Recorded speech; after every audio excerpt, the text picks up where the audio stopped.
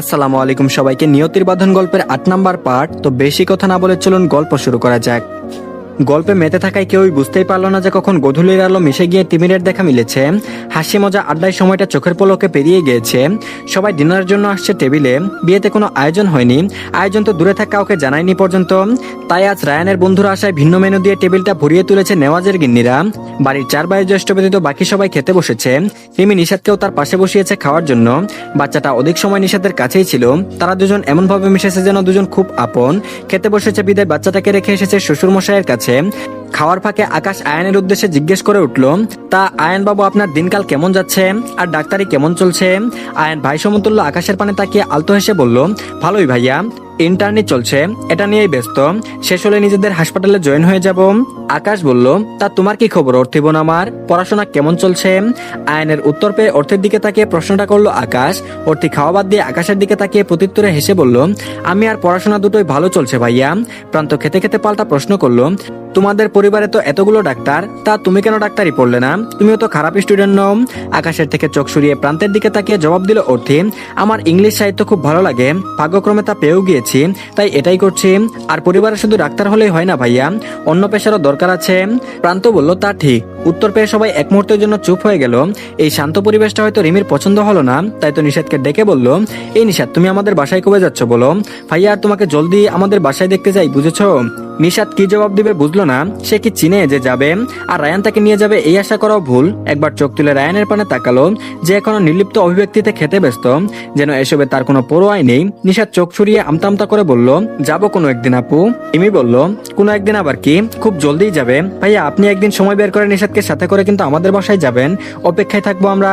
শেষের কথাগুলো রায়ানের দিকে তাকিয়ে বললেও রায়ানের অভিব্যক্তির কোনো পরিবর্তন হলো না, শুধু শান্ত কণ্ঠে একটা শব্দই উচ্চারণ করলো, আচ্ছা। জবাব শুনে নিশাদ আরেক পলক চাইলো স্বামী নামক ব্যক্তিটার দিকে। লোকটা আচ্ছা বললো, তার মানে কি তাকে নিয়ে যাবে? যাক বা না যাক, নিয়ে যাবে বলেছে এটাই অনেক নিশাদের জন্য। সবাই হালকা হাসি আড্ডায় খাওয়া শেষ করলো। খাওয়া শেষে অনেকক্ষণ রেস্ট নিল সবাই। যাওয়ার সময় হতেই সবাই উঠে দাঁড়ালো, বাড়ির সবার থেকে বিদায় নিয়ে নিল একে একে।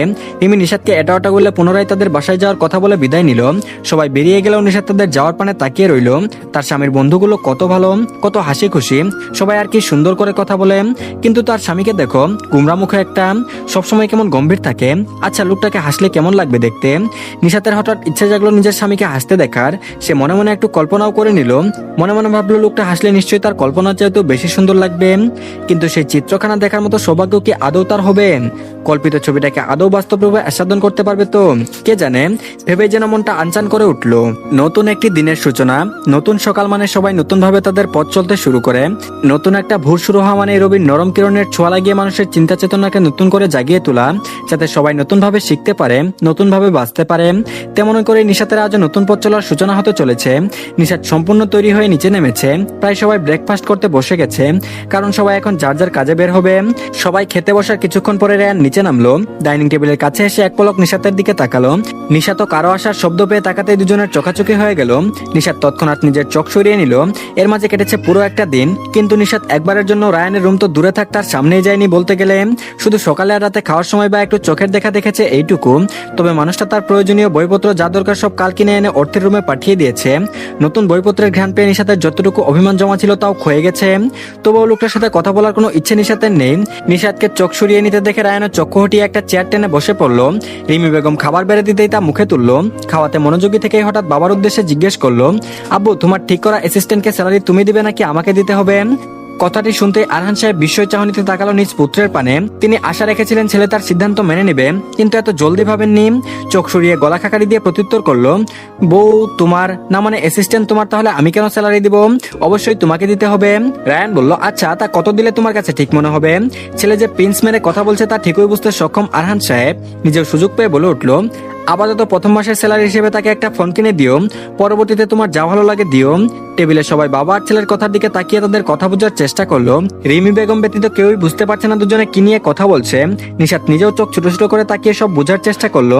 সেদিন রাতে রায়ান তাকে অ্যাসিস্ট্যান্ট হওয়ার বিষয় নিয়ে কিছু কথা বলেছিল। রায়ানের কথা মতো তার নিজের অ্যাসিস্ট্যান্ট হওয়ার কথা, তাহলে কি তাকে নিয়ে এখন কথা হচ্ছে? তাহলে সেদিন যে রাগারাগি করলো, এখন আবার রাজি কেন হচ্ছে? আয়ান থাকতে না পেরে রায়ানের উদ্দেশ্যে প্রশ্ন করলো, ভাইয়া, তুমি নতুন অ্যাসিস্ট্যান্ট রেখেছো বুঝি? তোমার তো অ্যাসিস্ট্যান্ট একজন ছিল, তাহলে নতুন জনকে? প্রত্যুত্তরে রায়ানের শান্ত গম্ভীর স্বর ভেসে এলো। তারপর বলল, তোর বড় আব্বুকে জিজ্ঞেস করে নে কে সে। সবাই আরহান সাহেবের দিকে তাকালেও রিমি বেগম আওয়াজ তুলে বলল, আমি বলছি তোমার বড় আব্বু তোমার ভাবিকে তোমার ভাইয়ের অ্যাসিস্ট্যান্ট হিসেবে ঠিক করেছে, বুঝেছো? উত্তর শুনে আয়ান খুশি হয়ে বলতে চাইল, বাহ, তাহলে ভালোই তো। ভাবি আর ভাইয়া সবসময় পাশাপাশি কাছাকাছি থাকতে। কিন্তু শেষ করার আগে রায়ানকে কঠোর চোখে তাকাতে দেখে থেমে গেল। নিশাতের কাছে যেন এবার স্পষ্ট হলো, যে বিষয় নিয়ে এত ঝামেলা হলো সেই কাজ নিশাত করবে না। আর এই লোকের সাথে তো নাই। শ্বশুরের উদ্দেশ্যে আওয়াজ নিচু করে বলল, আব্বু আমি এই কাজটা করতে চাই না। আরহান সাহেব চোখ তুলে বৌমার দিকে তাকিয়ে জিজ্ঞেস করলো, কেন, তোমার সমস্যা কোথায়? নিশাত ইতিউতি করে বলল, আমি সবেমাত্র ভর্তি হয়েছি, এখন তো আমার পড়াশোনায় ফোকাস করার দরকার, তাই না? আমি কিভাবে? আরহান সাহেব বাধা দিয়ে পুত্রবধূর উদ্দেশ্যে বলে উঠল, তোমার ক্লাস, তোমার পড়াশোনা সবই ঠিক থাকবে। ক্লাস শেষ করার পর থেকে সন্ধ্যা অবধি তুমি কাজ করবে, এই কাজ তোমার জন্যই ভালো। আচ্ছা ঠিক আছে, তুমি 1 মাস করে দেখো, এর মাঝে যদি তোমার কাজ বা নিজের বসকে পছন্দ না হয় তখন তুমি জবটা ছেড়ে দিও, কেমন? নিশাত জবাব দেওয়ার জন্য আর কোনো বাক্য খুঁজে পেল না। এই লোকের সাথে থাকা মানে তো সারাদিন চুপচাপ থাকতে হবে আর ধমকের উপর ধমক খেতে হবে। কি করবে সে এখন? ভেবেও যেন কান্না আসলো নিশাতের। তার শ্বশুরমশাই কেন এসব করছে? তার ভাবনার মাঝে খাওয়া নাওয়া শেষ করে উঠে দাঁড়ালো। সেখান থেকে চলে যেতে যেতে বাবার উদ্দেশ্যে বলে গেল, তোমরা ঠিক করো অ্যাসিস্ট্যান্টকে, দ্রুত আসতে বলো। ছেলের কথার মানে বুঝতে পেরে আরহান সাহেব নিশাতকে ডেকে পুনরায় বলল, নিশাত আম্মু, রায়ান তোমার অপেক্ষায়, যাও, রায়ানই তোমাকে নিয়ে যাবে। নিশাতের চক্ষু বেরিয়ে আসার উপক্রম হলো। তার শ্বশুরমশাই তো বলেছিল উনি তাকে মেডিকেলে রেখে আসবে, তাহলে এখন এই লোক কেন? যাওয়া আসাটাও এখন এই লোকের সাথেই করতে হবে। ও গড!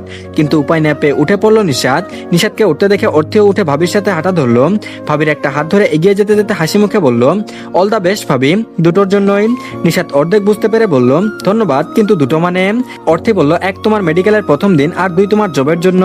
শুনতে নিশাতের মুখটা কাদো কাদো হয়ে গেল। কে চেয়েছিল এই জব করতে? এর থেকে ভালো হতো তো সারাদিন বাড়িতেই পড়ে থাকতো। দুজনে এগিয়ে যেতে দেখলো রায়ান দাঁড়িয়ে আছে গাড়ির কাছে। অর্থে অন্য একটা গাড়িতে চড়ে বসতে নিশাত ধীর পায়ে রায়ানের গাড়ির কাছে এগিয়ে গেল। ব্যাক সিটে বসতে নিতে রায়ান নিজেই গম্ভীর স্বরে বলল, সামনে বসো। নিশাত একটা হতাশার শ্বাস ফেলে সামনে সিটে গিয়ে বসে পড়লো। নিশাতকে বসতে দেখে রায়ানও গাড়িতে উঠে গাড়ি স্টার্ট দিল। আর এদিকে গাড়িতে উঠেছে সবেমাত্র 10 মিনিট হবে হয়তো, কিন্তু নিশাতের কাছে মনে হচ্ছে সেই কখন গাড়িতে উঠেছে কিন্তু গন্তব্যে পৌঁছাতেই পারছে না। এর মাঝে আবারও জ্যামের সৃষ্টি হলো। গাড়ি থামতে নিশাত বিরক্ত হয়ে বাইরে দৃষ্টি দিল। শহরের এই জ্যাম, শেরগোল, কোলাহল তার কাছে নতুন কিছু নয়। সেও একটা সময় এই শহরেই কাটিয়েছে।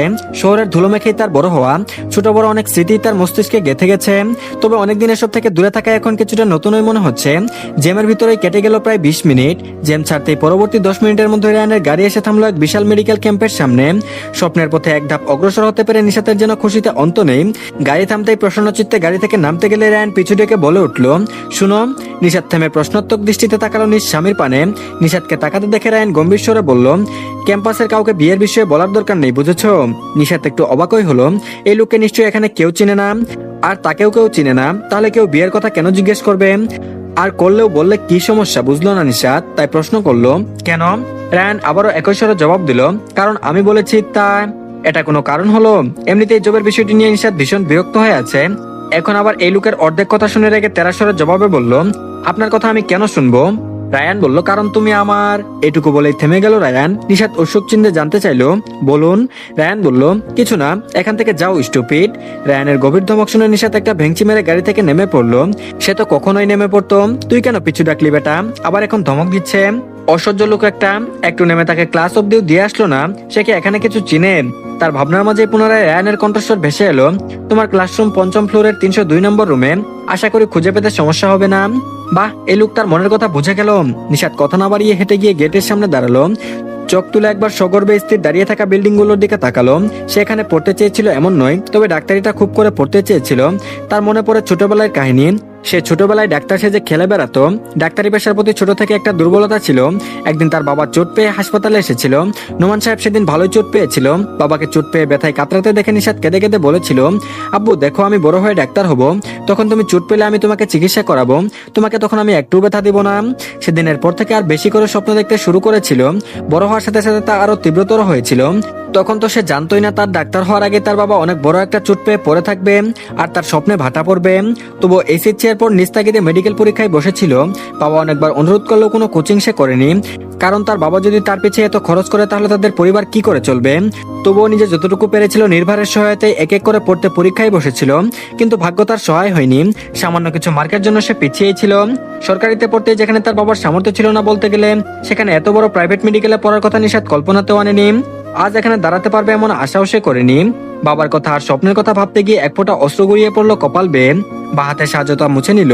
হয়তো নতুন করে ভাগ্য তার সহায় হয়েছে, তাই সে আজ এখানে। তবে একটু খারাপও লাগে এটা ভেবে যে অন্য দয়াতে সে এখানে দাঁড়িয়ে আছে। হয়তো স্বামী মেনে নিলে এমনটা হতো না, তবে যা হওয়ার তা হয়ে গেছে। এখন এসব ভাবে মন খারাপ করতে চাইল না নিশাদ। সুযোগ যখন পেয়েছে তখন নিজের স্বপ্নকে বাস্তবে পরিণত করবেই সে পথ ধরে সামনে এগিয়ে গেল। রায়ানের বলে দেওয়াতে ক্লাসরুম খুঁজে পেতে খুব একটা সমস্যা হলো না। ক্লাসরুমে প্রবেশ করতে নিশাদ নিভৃতে বসে রইল। আর এদিকে অর্থী গাড়ি থেকে নেমে গেট পেরিয়ে ভার্সিটির ভিতরে প্রবেশ করতে একটা মেয়ে দৌড়ে এসে দাঁড়ালো অর্থীর পাশে। মিছে রাগ দেখিয়ে বলল, এই অত সময় লাগে আসতে? আমি সেই কখন থেকে তোর অপেক্ষা করছি। অর্থী মেয়েটার মাথায় একটা চাপড় মেরে বলল, চুপ কর মিথ্যুক, সবসময় বাড়িয়ে বাড়িয়ে বলা। বলে অর্থী একমাত্র বেস্ট ফ্রেন্ড শিবুকে সাথে নিয়ে অডিটোরিয়ামের দিকে এগিয়ে গেল। সেখানে কাউকে খুঁজলো কিন্তু পেল না। পরবর্তীতে ক্যান্টিন, প্লেগ্রাউন্ড আরো বিভিন্ন জায়গায় খুঁজেও কাঙ্ক্ষিত মানুষটার কোনো হদিশ পেল না। অর্থের মুখের অবস্থাটা ভূতা হয়ে গেল। অর্থের ভূতা মুখ দেখে শিবু বিরক্ত হয়ে বলল, তুই নিশ্চয়ই সেই সিনিয়র ভাইয়াকে খুঁজছিস। অর্থী মাথা নেড়ে সম্মতি জানাতেই শিবু আবারও বলল, তুই আসলেই পাগল, ভাইয়া অলরেডি মাস্টার্স শেষ, এখন সে নিশ্চয়ই জবের পড়া বা অন্য কিছু নিয়ে ব্যস্ত থাকবে। তবে তোর জন্য নিশ্চয়ই সে এখানে পড়ে বসে থাকবে না। অর্থী ভূতা মুখ করেই বলে উঠল, জানি সে আমার জন্য এসে বসে থাকবে না, তবুও তো একটু আসতে পারে। সেদিন বলেও আসলাম ভার্সিটিতে আইসেন, কেউ আপনার অপেক্ষায় থাকবে, তবুও এলো না। অর্থের কথা শুনে শিবু বিস্মিত হয়ে জিজ্ঞেস করলো, তাকে বলে এসেছিলি মানে? তার সাথে তোর কোথায় দেখা হয়েছিল? অর্থী বলল, আরে তোকে তো বলাই হয়নি, সিনিয়র ভাইয়া এখন আমার বিয়াই লাগে, আমার ভাবির ফুফুর ছেলে সে। শিপু বিস্ময়ের মাত্রা যেন আরো বেড়ে গেল। জোর করে অর্থী সব বলল। কথা শেষ করে শিপুর হাত ধরে নিজের ডিপার্টমেন্টের দিকে এগিয়ে যেতে যেতে উচ্চারণ করলো, চল ক্লাসে যাই, পরে না হয় আবার খুঁজবো। শিপু সহমত পোষণ করতে দুজন এগিয়ে গেল। অর্থের মনটা বিষণ্ণতায় ভরে উঠল। বৃহস্পতিবার দিনও ভার্সিটিতে এসে লোকটাকে খুঁজছিল। ভেবেছিল গ্রাম থেকে চলে এসেছে। নির্ভারের মাস্টার্সের পরীক্ষা প্রায় 6 মাস আগে শেষ হলো, এখানে প্রায়ই আসে। অর্থী মনে করেছিল লোকটা আসবে, কিন্তু সে ভুল ছিল। আজও সেই আশা নিয়ে খুঁজলো, কিন্তু ফলাফল শূন্যের কোঠায়। অর্থী ক্লাসরুমে ঢুকে জানলার পাশে বসে চোখ দিল বাইরে দূরে দাঁড়িয়ে থাকা একটা কৃষ্ণচূড়া গাছটির দিকে। সেদিকে বিষণ্ণ দৃষ্টি ফেলে মনে করার চেষ্টা করলো তার আর নির্ভারের প্রথম দেখা হওয়ার কথা। ভার্সিটিতে ভর্তি হওয়ার পর প্রথম দুদিন বাবা আর বড় ভাইয়ের সাথে এসেছিল। তৃতীয় দিন যখন অর্থী ভার্সিটি প্রাঙ্গণে পা রাখলো, একা একা সেদিন তার সাথে একটা লজ্জাকর ঘটনা ঘটলো। গেট পেরিয়ে মাঠের ভিতর আসতে হঠাৎ কিছু একটার সাথে হোঁচট খেয়ে পড়ে গেল। মাঠ জুড়ে থাকা অসংখ্য মানুষ তা দেখে অট্টহাসিতে মত্ত হলেও একটা ছেলে এসে অর্থীর সামনে সাহায্যের হাত বাড়িয়ে দিয়েছিল। হাতের মালিককে দেখার জন্য চোখ তুলে তাকাতে অর্থের প্রথম একটা হার্টবিট মিস হয়েছিল। ওই মানবটির চক্ষুপটে যেন নিজের সর্বনাশ খেতে হয়েছিল। মানবটি যখন তার হাত ধরে উঠালো, সে প্রথম কোনো পুরুষের ছোঁয়াতে নিজের মধ্যে অন্যরকম অনুভূতি টের পেয়েছিল। অর্থের মনে হয়েছিল মানবটি তাকে টেনে তুলছে না, বরং তাকে আরো অথৈ সাগরে নিমজ্জিত করে দিচ্ছেন। এত মানুষের ভিড়ে সেই মানবটি না হেসে তাকে টেনে তুলে চিন্তিত কণ্ঠে জিজ্ঞেস করেছিল, তুমি ঠিক আছো? কোথাও লাগেনি তো? অর্থের জবাবে মাথা নেড়ে না বুঝিয়েছিল, কারণ তার মুখ থেকে যেন কোনো কথাই বেরোচ্ছিল না। অর্থের প্রথমে বিষয়টিকে শুধুমাত্র আকর্ষণ মনে হলো, দিন যেতেই তার মনে হলো এটা আকর্ষণীয় থেকে বেশি কিছু। অর্থী কখনো কারো প্রেমে পড়েনি, এটা তার প্রথম অনুভূতি। তাই তো নিস্তাগিদে ছেলেটার সম্পর্কে খোঁজ নিয়ে জানতে পেরেছিল ছেলেটার নাম নির্ভার, আর সে এবার মাস্টার্সের ছাত্র। পরবর্তীতে অর্থী নিজেও থেকে নির্ভারের সাথে কথা বলেছে। দেখা হলো সিনিয়র ভাইয়া ডেকে নির্ভারকে অতিষ্ঠ করে তুলেছে, আবার মাঝে মাঝে মজার ছলে হাসিয়েছেও। নির্ভার শুরুতে অর্থের সাথে হেসে হেসে কথা বললেও দিন পেরোতেই কেমন ইগনোর করতে শুরু করেছে, তবে সম্পূর্ণ এড়িয়ে যায় না কখনো। তারপর থেকে এভাবেই চলছে পুরো একটা বছর। নির্ভারের পরীক্ষা শেষ হওয়াতে আজকাল তাকে বেশি চোখের দেখা দেখতে পায় না অর্থী। তাদের মধ্যে কোনো যোগাযোগও নেই, তবুও অর্থী মনের মাঝে আশা বনে যাচ্ছে, হয়তো কোনো একদিন সে তার প্রথম প্রেমকে পেলেও পেয়ে যেতে পারেন। কিন্তু আদৌ নির্ভার তাকে একটা সুযোগ দিবে তো? ধন্যবাদ সবাইকে, এই পার্টটি এই পর্যন্তই।